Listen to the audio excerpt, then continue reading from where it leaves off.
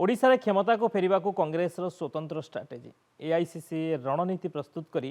राज्य कांग्रेस को देउछि टास्क से टास्क ठीक रे हेउछि कि नाही आउ कोन दरकार ताकू नै आज दिल्ली रे पर्यवेक्षकों एक बैठक करेंगे राहुल गांधी एथिरे जोगदेवे राज्य कांग्रेस प्रभारी अजय लल्लू पीसी सभापति भक्तचरण दास कांग्रेस विधायक दल नेता रामचंद्र काडाम और अन्य वरिष्ठ नेता आगकू जिला सभापति नियुक्त होबाकू थिबा बेले यार मापदंड कौन रहिबो राहुल गांधी ताहा निर्धारण करेंगे। राहुल गांधी फोकस रे ओडिशा रहितिबारु किभଳି तृणमूल स्तर में संगठन सुदृढ़ करा से नहीं बैठक में आलोचना करा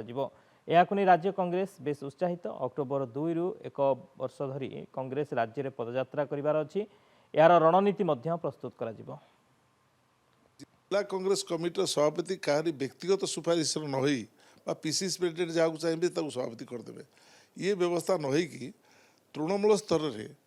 जाइकी राज्य बाहर पर्यवेक्षक माने आसवे राहुल गांधी पठाउछन्ति मल्लिकार्जुन खड़गे पठाउछन्ति सेमाने जिबे सेमाने लोकों सहित बसिबे आलोचना करिवे एवं आलोचना करिकी सी जो निष्पत्ति आनिबे ताकू पुणी दिल्ली घोषणा करिवो जेमति पीसीसी प्रेसिडेंट का ना घोषणा हुए दिल्ली घोषणा करिवो को जिले में कोई जिला कांग्रेस कमिटी सभापति हम राहुल गांधी जो भाई फोकस दौरान ओडिशा को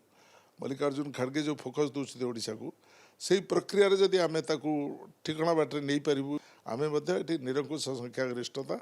बा आम 80-90 सीट्रे विधानसभा आसबू एवं सरकार आम गठन करूँ।